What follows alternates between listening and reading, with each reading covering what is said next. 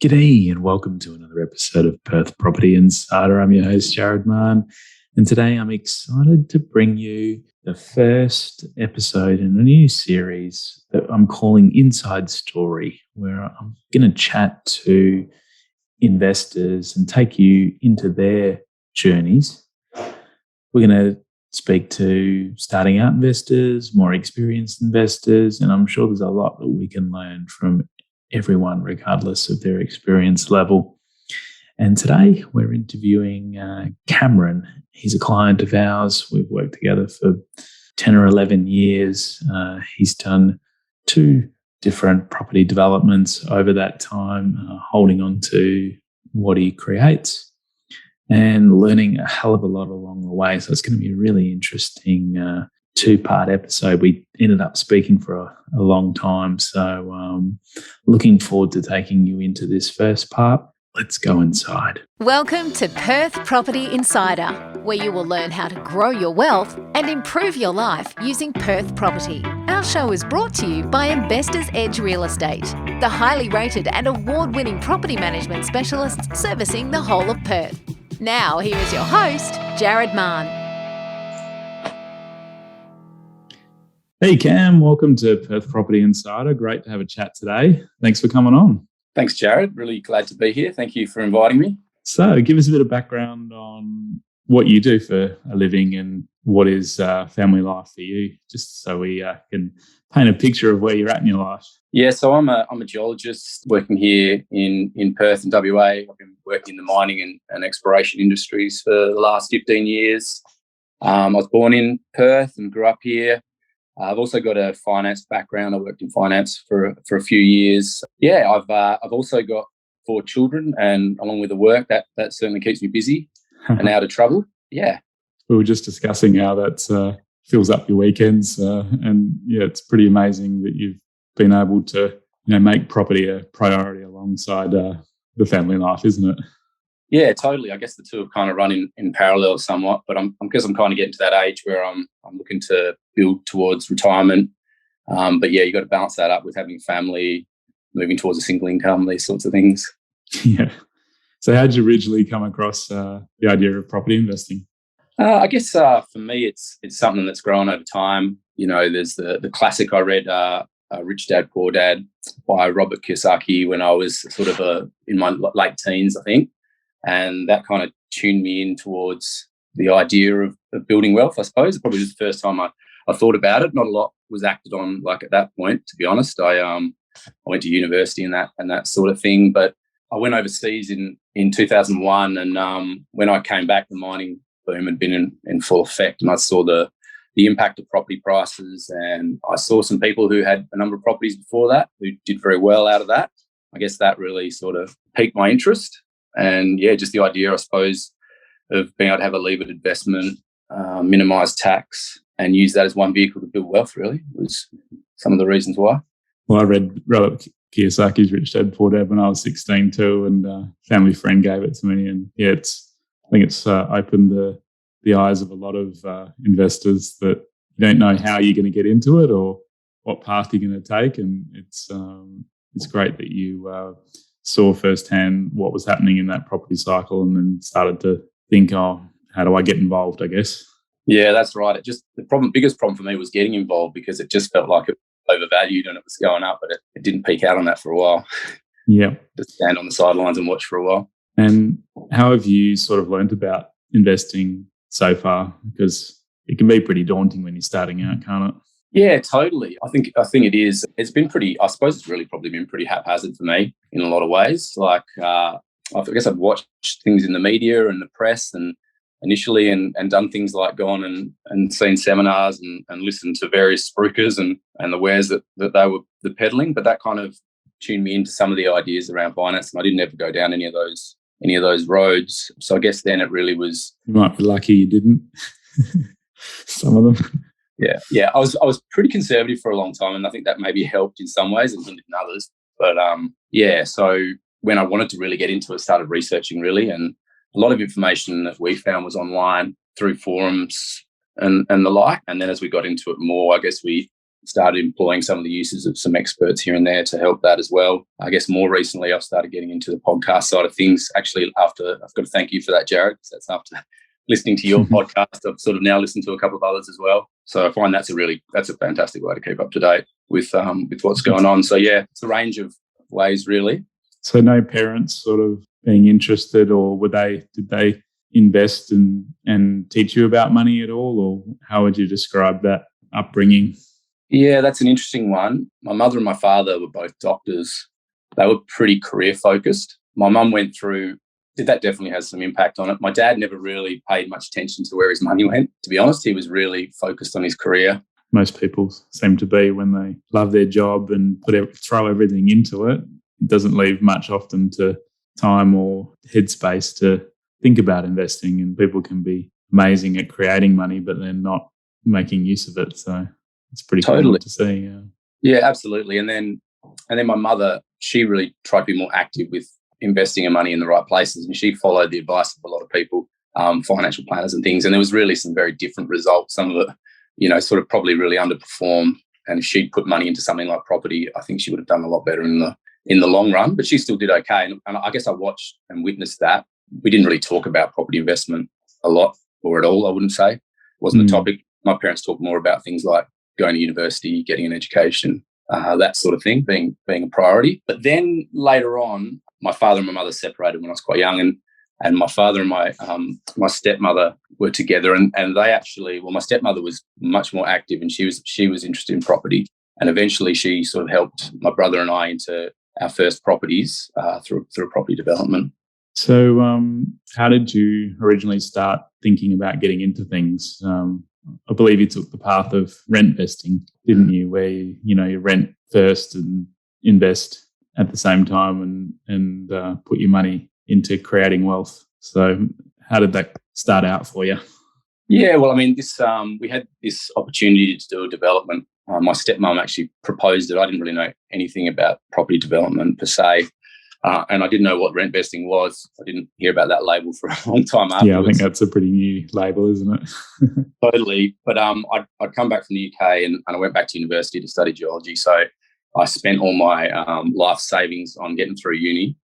And I was just starting back out again, and I was really wanting to get into the property market. I'd seen what had happened between 2000 and 2007, but I didn't have a lot behind me. And that was when my stepmom came in and made a proposal to do this little development in Nollamara. So rent vesting, I guess looking at rent vesting, it's served a purpose. It's definitely not a forever strategy. It's helped us to build, I guess, an investment portfolio over the last 12 years or something that it is now, maybe 13th year now.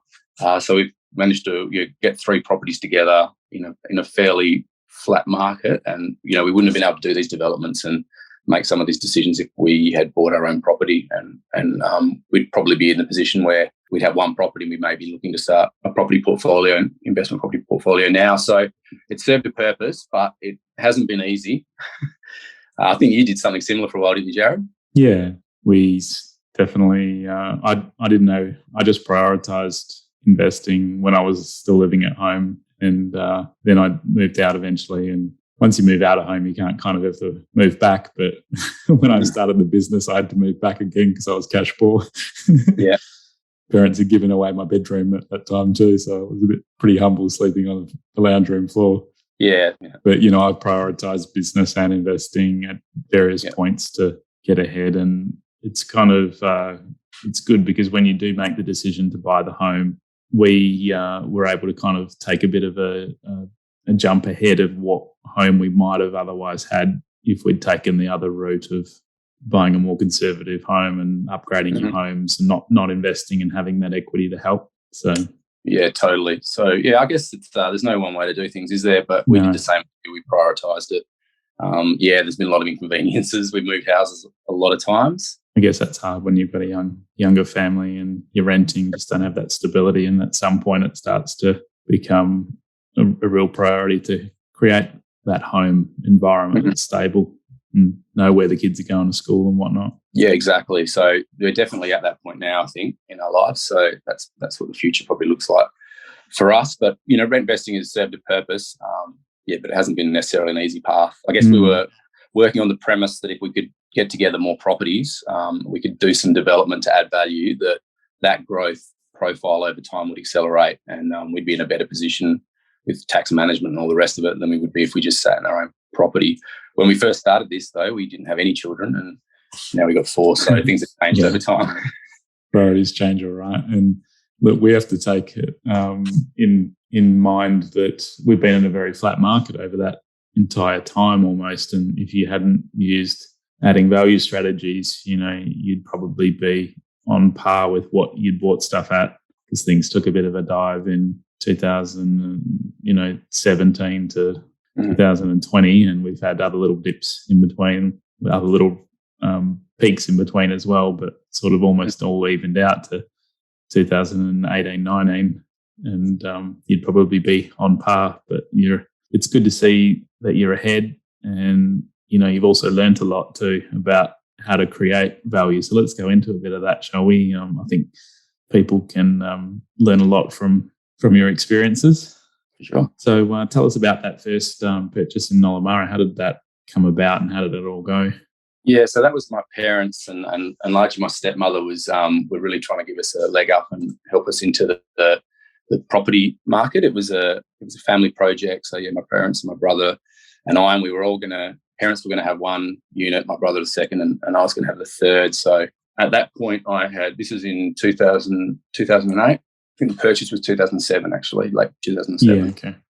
So yeah, I had like little or no knowledge of property development. I knew I was interested in property. Yeah, I was probably at the very early stages of having much of an understanding, other than I'd seen a really big boom cycle come up, and I'd read a few things and saw that you could make money in property. You get a levered sort of way of increasing equity and things, so increasing value. So yeah, that was about it for me, really. So I was pretty blind. My stepmother was more savvy, which was good. And so she bought this property in Nollamara. She bought it for 400. Yeah, take us through some of the numbers. Yeah, 480K. That was like 2007. Construction was about 400K. Stamp duty 17. And what that ended up at was that we could all have a unit for roughly around 300K plus finishings. I used the first 21K of first home owners grant at the time to do the finishings, but they put in all the equity and stuff required to buy the initial property and do the finance, and we just paid at the end. So it was a no-brainer to me at the time to go in and do something like that, and that really gave us a leg into the property market. I just had to put down a modest deposit, yeah, and it was a pretty good result at the time. So triplex in Nollamara, but they became very popular. Yeah. It was across from the park there, and in a pretty good little location. Yeah, that's right. It's a nice little part of Nollamara. Just against the park there. It's probably one of the better parts. So it was well bought in that regard. And what was the final value? I think it was around June 2009 when you finished. So it was like 380,000 thereabouts. Like anticipated valuation at that time. So yeah, I guess it was a tidy little bit of equity made straight away on that property. Yeah, so I guess first home buyers grant certainly helped and put some gains in there for you as well. But in addition to that 21,000 that the government, that was a smart way to do it too, because you got the best of both worlds of the grant and investing. And you, I imagine you probably moved in for a bit, or showed that you were occupying for a bit, at least 6 months in there. Correct. Yeah, that's right. So that's exactly what I did. Stayed in there for 6 monds. Didn't spend much time in there, to be honest. Yeah. But held it, for the 6 month period. And I guess the profit, if you look at all the cost, it's like 59K. But if you take that 21K into consideration, it's sort of like an 80K profit on that 300,000 outlay. Yeah. So around the 20% sort of mark you're talking about. So that was very helpful. That was very good considering the market climate at the time as well. So we started going into our GFC in 2008, 2009. So it probably would have been higher if the market had continued to go up too. So yeah, that's right. Yeah, good gain built in. And we just checked the current market value the other day, and it's at 425 or close to now, between 420 and 430. So that's come up a bit on the 380 since 2009. You'd like to see that it had doubled, as if you had had your property in Sydney or Melbourne. We'll get there. Yeah, that wasn't the profile of our market, and it dropped back down again, obviously, before coming back up now, I'd say. So Yeah. It is what it is in terms of our market. And how's the holding cost on it been? How's the rent sort of fared compared to interest? It's a good question. I find it hard to separate out when I've got the other properties as well these days. Well, I guess the current rent's $390 odd per week, and that's a 6.7% yield on your original total cost in. So pretty decent when you look at the yield compared to what you could get if you just went and bought a comparable property without adding the value in. So yeah, that's right. And I think that's the other problem with refinancing over time. It changes sort of the finance costs and profile of it. But it's always been done pretty well for me. Hasn't generally, it's got a decent yield. I think it costs about $5,000 or $6,000 in costs per year plus mortgage repayment. So it definitely does pretty well. It's probably less when you attribute the actual money to that property, and you probably refinance money out to do your next one, which we'll get to in a minute. But I guess all in all, but very minimal cash in. I think you said here your deposits was $15,000. You utilised the first time owners grant and you added value through building and subdivision, and it was probably a big learning experience too. So, what were some of the learnings on that one, and what you might do differently? Yeah, I guess with that one, because I didn't do a lot of the active looking for the initial property and stuff, I probably missed out on some of the learnings there. I mean, like, it's done really well, so there's no way I can complain about it. I think it's a good little property. It was perfect for the first one. And thank you very much to my parents for giving me a leg in there, really, because otherwise I wouldn't have been able to do that, and I wouldn't have probably ended up with something that would have paid off so well. But I think probably if there's one thing I'd say that I've learned from that particular area is there's so much similar rental stock around that Nollamara area. Triplexes were just huge around that time and afterwards. So that does seem to have an impact on the market. Definitely when vacancy rates climb, it's very easy for people to have a look around and say, this is what the rent should be, this is what the rent should be, and you can get knocked down very quickly. I guess at the same time, it helps you bring it up as well. And I think that may have affected prices a little bit too, possibly with the change in lending requirements. I don't know if investors were selling out or whatever, but definitely the property lost some value for a little while there, at least in terms of bank valuations, compared to the other property in North Perth. There definitely is a bit more higher percentage of investors in Nollamara, and when the tide goes out, many of them decide to are either caught naked and and have to stop swimming, or they end up just not driving the market for a period of time. And there was a massive building boom through there. I mean, you only have to drive around the streets to see how much Nollamara has changed. So on one hand, it's transformed a lot from a lot of those old derelict houses, and but there is a lot of competition, as you say. When we go to rent the place, fine for this market, you can put a photo of the letterbox online and have 20 applications probably. Yeah. But when the market's down, it really shows how easy something is to rent or hard compared to how much others are on. So yeah, good one. Now tell us about this next purchase in North Perth that you've alluded to. How's that all gone so far, and when did you get into that?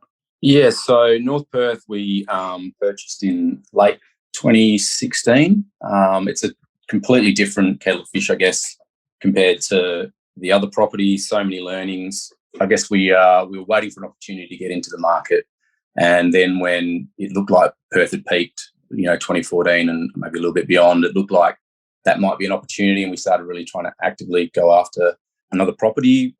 We did a fair bit of research. My partner particularly, she's good at research, so she'd done a lot of research, and we sort of came across the idea of, again, you doing a development to add value.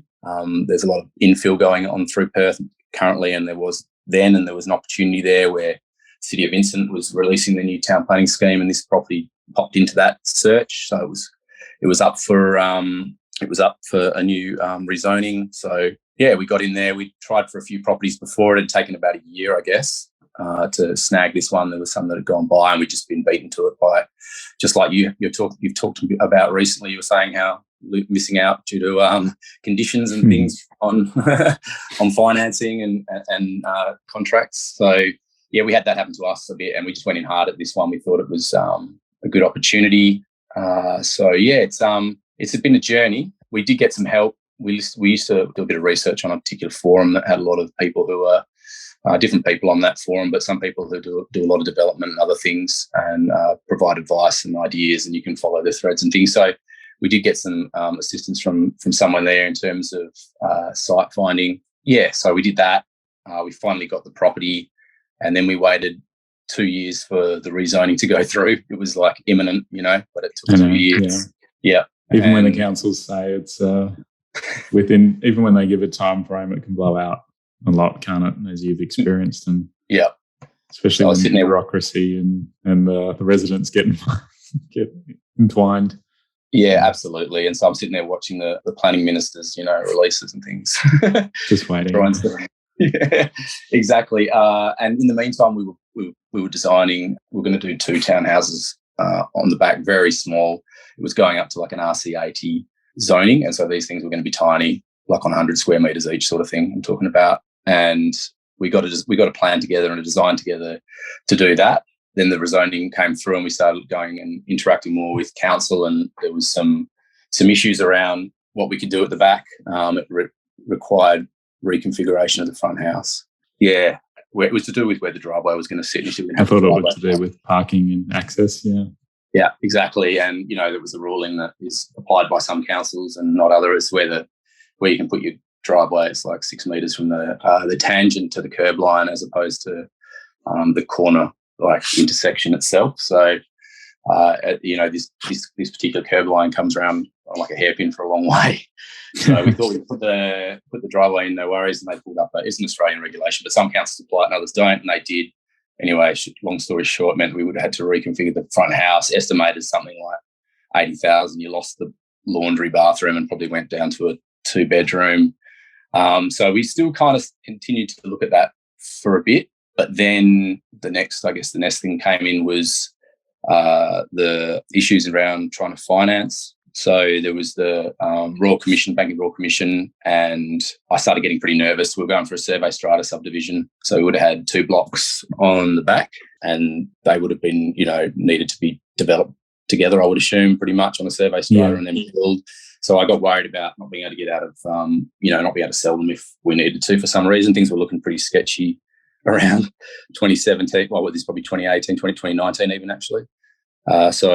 Still things weren't really looking up yet. And were you hoping to build on them yourself still at that point? And that was your backup plan B of, are you going to be able to sell these things, or were you planning to sell them from the start? What was your thoughts? Yeah, that was definitely a backup plan. It was always really for holding them, retaining them for investment purposes, if possible. That's kind of our strategy. We wanted to divide and retain, so we had an existing house that would pay some of the bills while we were doing everything. And we wanted to develop the back, but with the way things were going with financing, I could just see us getting stuck and then holding these 2 properties and not being able to go anywhere. So that was the point where we decided to revert back to just putting one on the back and redesign. Time's just is moving over this period where we've waited 2 years to rezone. We've done the design work, engaged with council, and then we've had to go back and redesign with the Royal Commission, then go in, and then I did the subdivision phase. That took probably like at least 10 months, I think it took me. So you created that block first, didn't you? And yeah. So we went for the survey strata. Yeah. So to create that block, so the strategy was to survey strata, create the block, release the equity, use that for the construction phase. Makes sense. So that is ultimately what we did. And it was looking pretty sketchy at times, because I was just sitting there watching North Perth house prices. Like, is it going to drop? Are we going to lose what we create in terms of the subdivision, and we're going to get stuck holding this thing and not be able to develop it anyway? But we've managed to get it through. It's definitely been a lot of ups and downs and lots of issues along the way. Had to get people involved to sort of help me out. We got some experts in subdivision just to help me do the subdivision, but that was just really helping me plan it out, like Excel spreadsheet sort of style. I did it all myself in the end, but it's not a simple process. I discovered there's a lot to it. We had a lot of like dead ends and ups and downs and issues that we got around, and eventually we then got the house design and a building contract signed literally on New Year's Eve, right before the deadline cut off for the $20,000 grant. So we had an architect design it, and Yeah, we just got that contract through. So that was, it's all been pretty sort of by the seat of our pants at times, I guess. Definitely a good learning journey. But you got to build while the grant still applied, and that obviously you've been in a more exciting phase of seeing something come up out of the ground. And I've seen some of your photos, which all looks very stylish and architecturally designed, which I think is going to be very popular with the market, both for rent and whenever you decided that you might want to sell, keep it for as long as you can. Well, Cam, it should come as no surprise that we've gotten carried away today already, and we're going to have to split this up into 2 parts. So make sure you join us, listeners, for part 2, where we'll be deep diving into Cam's North Perth development, taking you through the numbers, his learning lessons and other experiences so far. Very interesting to see how that's working out. And we'll go into some of his key people that he's had along the whole journey, as well as how he's relied upon them and built his team. And we'll get Cam's view on what he sees for the year ahead in Perth and his plans for the future. So come back for part 2 and we'll get stuck into it.